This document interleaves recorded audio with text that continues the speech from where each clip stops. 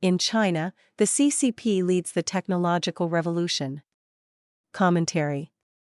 True to communist practice, China has bet its technological future on centralized direction. To be sure, the country can boast several impressive private tech startups, notably the artificial intelligence pioneer, DeepSeek.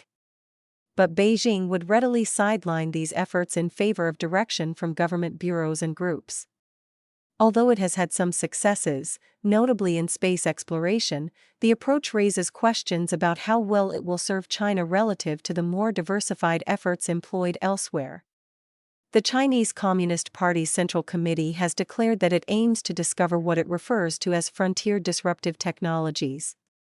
To do so, it has tasked the Central Commission for Comprehensively Deepening Reform, with CCP leader Xi Jinping as chairman, to authorize another government body, the State-Owned Assets Supervision and Administration Commission, to organize the effort.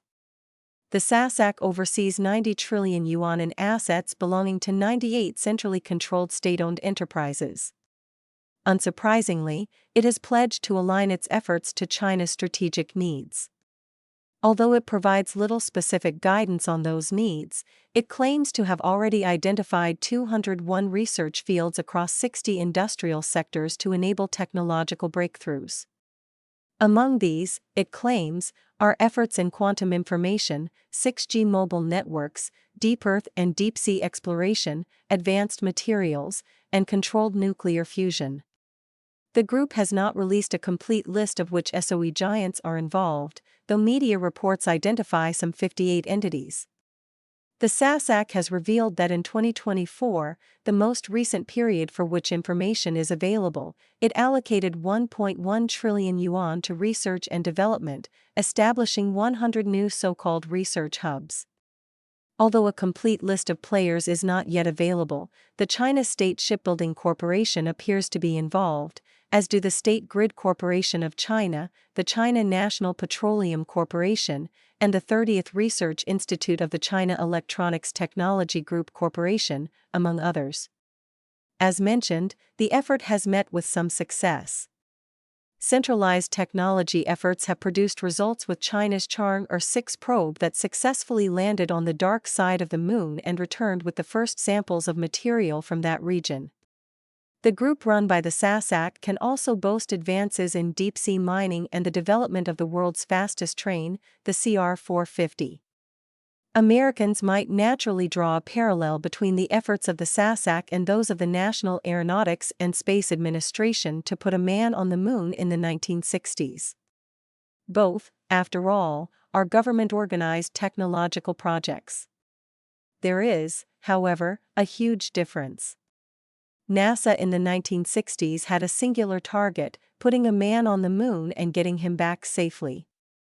The Chinese effort is much more generalized, aiming at technological breakthroughs across a broad front.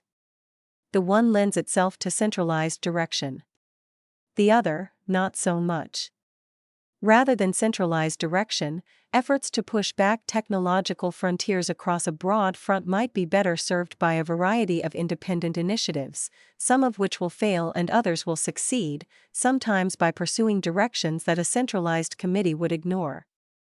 After all, technological breakthroughs tend to come from imagination and not from committee work. It speaks to this difference that NASA began to fail when, after the moon landing, it turned to a more generalized effort. None of this suggests that the SASAC effort will fail. It has already made breakthroughs and will doubtless make others.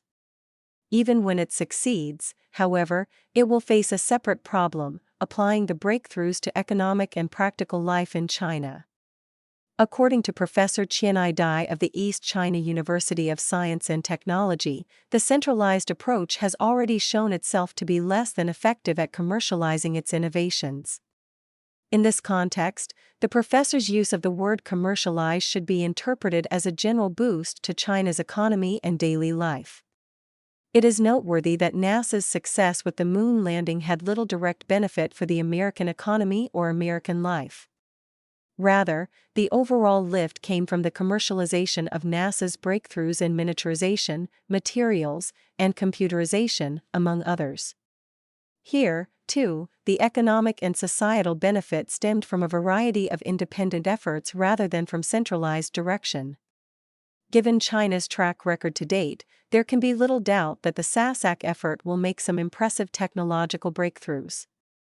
There can be even less doubt that, when they are announced, the news will cause a panic of sorts in parts of the American media and among some members of Congress. Beyond that, there is reason to doubt that the breakthroughs will lift China's economy and society.